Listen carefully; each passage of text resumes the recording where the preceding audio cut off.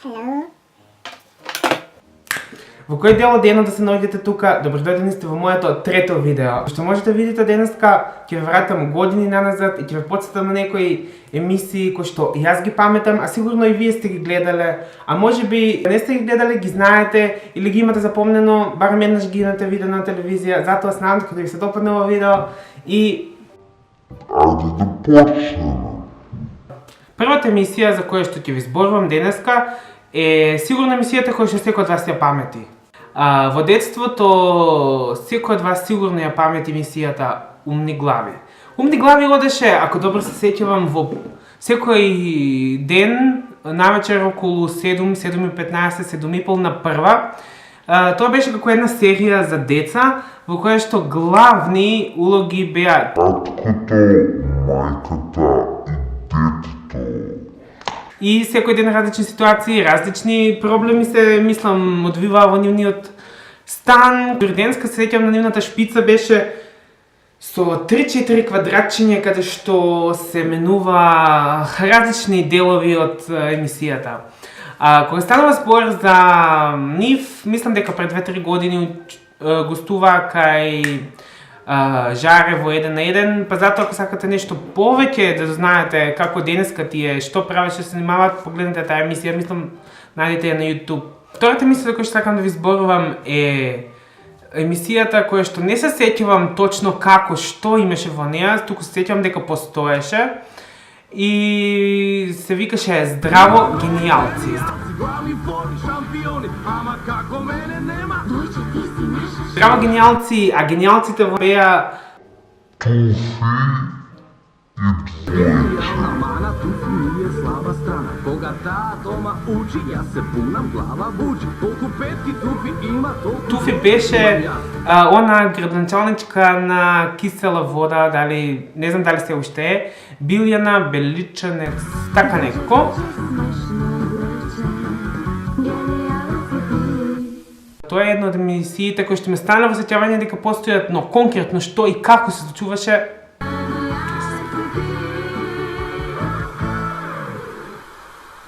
Следната емисија на која што сакам да потсетам е една од омилените мои емисии од моето детство и емисии, па може да се каже и игри, телевизиски игри, и се викаше Изимизија. Pokvareni pacov Grim David sa svojim pomoćnikom Hektorom kidnapovao je Loru na keju u Palma de Mjaujorci. Izzy, moraš da je spaseš pre no što je odvedu u svoju jazbinu ispod vodopada. To je prava mizija za Izija. Да. Тоа беше еден плав мачор, не плав, син мачор, небесно син. Што еден Хектор и еден глушец, Хектор вајда куче беше, не знам што, му ја беа заробиле девојката и сега Изи тргнуваше во мисија, а ти требаше да му помогнеш за да ја спасиш Лора. Lora i njena čuvena fora. Pa sad ga pretera Grindavite. Imam vas da napravim pite. Još jedna prava mizija za Izija! Играта беше со 3 нивоа. Имаше, мислам, околу 3-4 верзии што ги менуваа. Првото ниво собираш срциња и клопчиња кои што ти се потребни за второто ниво. Каде што имаше едно пиленце жолто наречено Оги. И во третото ниво, мислам дека не се сеќавам точно што беше во третото ниво, но се сеќавам дека една верзија имаше како чадолчиња се собираат и на крај ја спасуваш Лора на Изи. Имаш 3 живота, многу често ги губеа во почетокот бидејќи се играше преку телефон. И тоа не е обичен телефон, туку телефон на копчиња.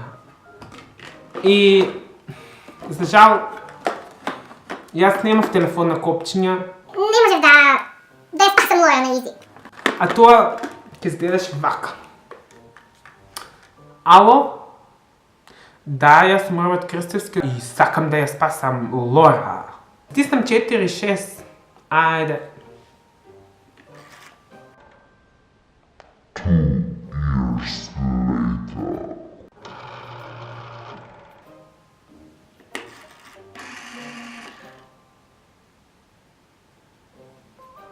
Ама немам телефон на копчиња. Не можам, значи не можам. Минута молчење за сите со вакви телефони кои што за жал не може да ја спасат Лора на Изи. Извини, Изи. Упс, изгледа ovo ipak bila preteška misija za Izija. Da li ti možeš da pomogneš Iziju da spase Loru? Изи ја водеше Драган Спасов Дац. Првин се имитуваше на прва. Мислам дека околу 6:15 часи по тоа време. Подоцна беше насител, ако не се лажам. Брзо ја тргна од екран, како што велат. Иначе имаше и за албум со сликички каде што се собира и имаше некои награди, не знам што ја собирав, ама за жал не го собирав целиот за да земам. Da li dobijam neke poene i kada skupim automobile? Слично како на Изи имаше една емисија која што се викаше Бунга Бангаре. Таму во споредба со Изи имаше едно слонче кое што исто така одеше низ нивоа и не знам стигнуваше некоја крајна цел. Се сеќавам дека водителка беше се нарекуваше Ронче во емисијата, но не знам како е правилното име, а ја имам забележано дека глуми во некои од македонските народни приказни во овие поновите.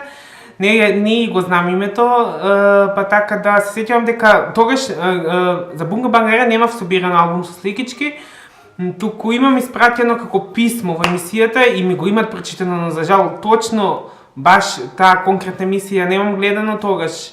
И подоцна ми кажа дека всушност ми го прочитала писмото.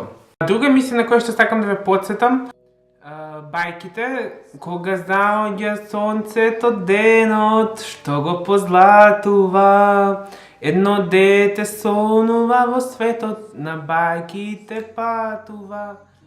Имаше една друга песна. Nani mila, nani, svetот ima 8 strani, 4 od njih se svetski, no 4 samo детски. И бајките не бидејќи нели како деца не ги имат кажувано, не ми беа толку интересни, колку што ми беа интересни македонските народни приказни, особено оние со Колозов, и кога ќе седнавме да ги гледаме со брат ми, бидејќи тогаш нели беа стари, нови не се снима, сите беа од 90-тите, 80-тите години, крајот на 80-тите години, почетокот на 90-тите, и се кладевме во смисла кој ќе заврши нели приказната и на крајот пишува која година и се кладевме со брат ми кој ќе ја погоди годината или кој ќе биде поблиску и тој во нешто се кладевме, требаше нешто да купи или така нешто слично. Инаку што ми има останато во сеќавање од бајките дека оне глумец со виткавата коса што сам убил, да, тогаш во тоа време ми го спомнува, укажува на тоа и така тоа ме станува во сеќавање. Јас сум обичен чевларски син. Јас сум искинат опинок мал. Незе и прилега највисок. Инаку, последната емисија за која што сакам да ве потсетам, генерално не е детска, но секој од вас во почетокот на 2000-те години го памети бингото, македонското бинго кое што го водеше Игор Џамбазов и Натали Грубовиќ.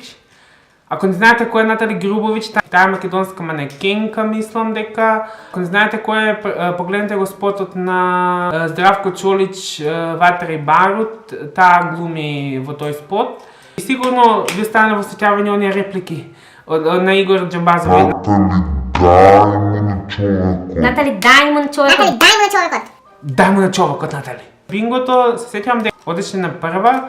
Сега не знам кој ден, понеделник, недела, сабота, не знам кој ден. Знам дека беше нели околу 8-9 часот навечер. И уште нешто ми има останато во сеќавање. Кога ќе се паднеше бројот 69, Џамбазов секогаш велеше: еве го срамотниот број. Ту се падна срамотниот број. Тогаш не знаев зошто е срамотен. А никој не ми кажуваше.